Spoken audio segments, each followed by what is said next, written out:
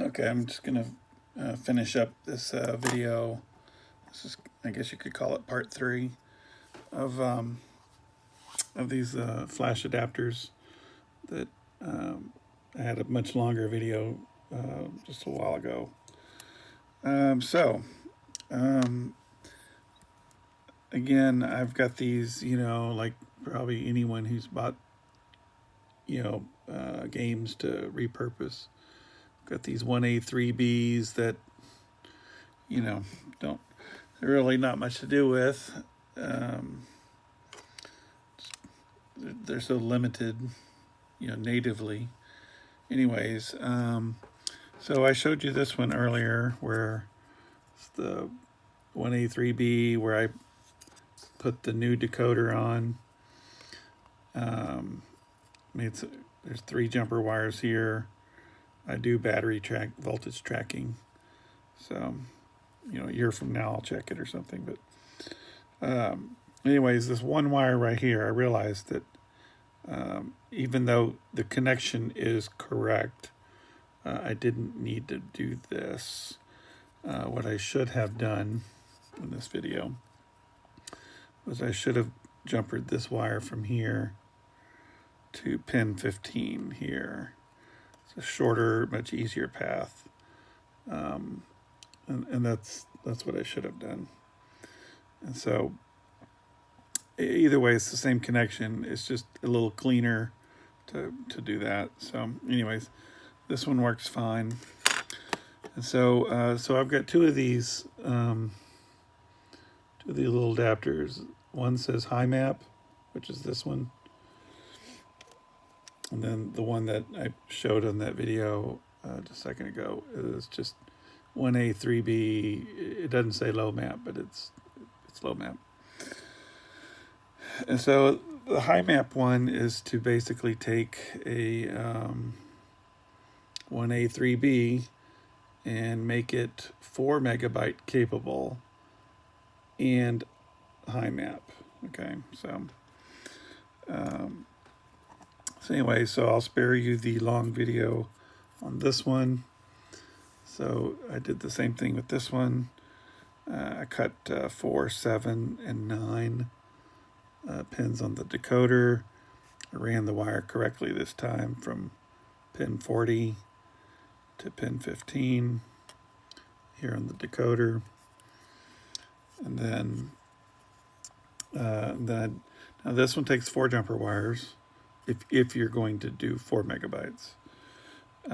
So A20, A21, and there's 2 wires here, and that's kind of what I wanted to highlight. So in high map decoding for SRAM, you need pins 13 and 14. And so the best place to get pins 13 and 14 from the edge connector is on the ROM, the ROM pinnings. So if you notice that there's 2 little holes here, 13 and 14. Okay, so that's why these are here. And so coming back to here, to this one,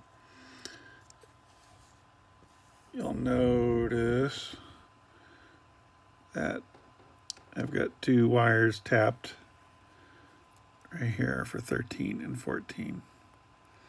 Okay, so, and then just for a cleaner look, I route them underneath this chip here. So the wires come from here, they go under this chip here, and then they're connected on these endpoints here and here.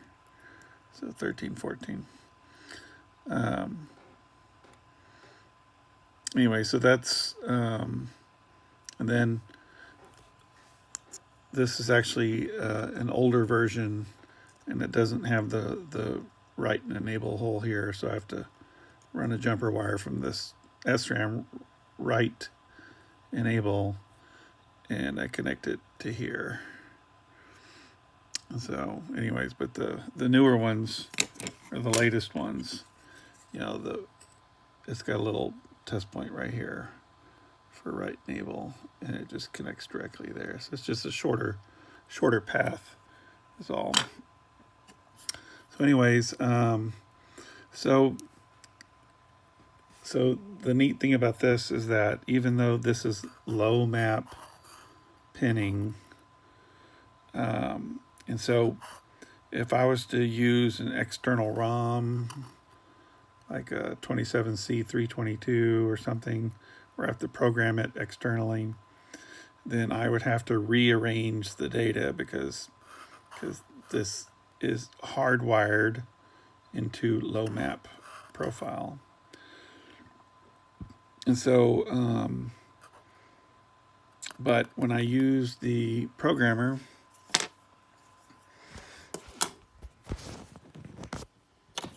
so when I use my programmer here, I don't need to rearrange anything because as it programs, it's going to throw everything in the correct places. So anyways, I'll do a super bunk because it's small and relatively quick. So, but I had Donkey Kong Country in it a little while ago, and it played and saved and did fine. And so while this is programming, the A20, A21, A15, all those 16, 17, 18, I mean, if I were to take the ROM off of there and put it on a different cart, it would be the data would be in different places than the game or the console expects. But here, it doesn't matter. When it programs, it just programs, A1, A2, A3, et cetera, et cetera.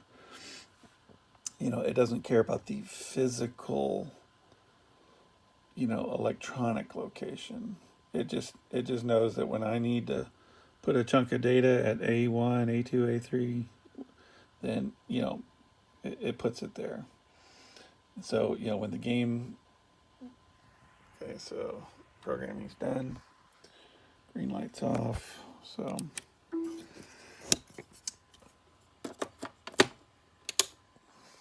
anyway, so this is a high map game, and you can see that it works.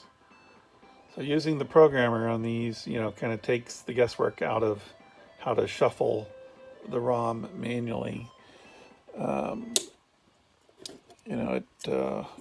It puts the data where it's needed, and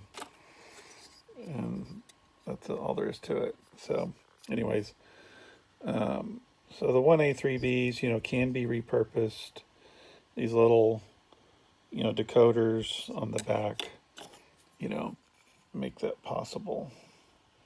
And of course the, mask ROM adapter. So,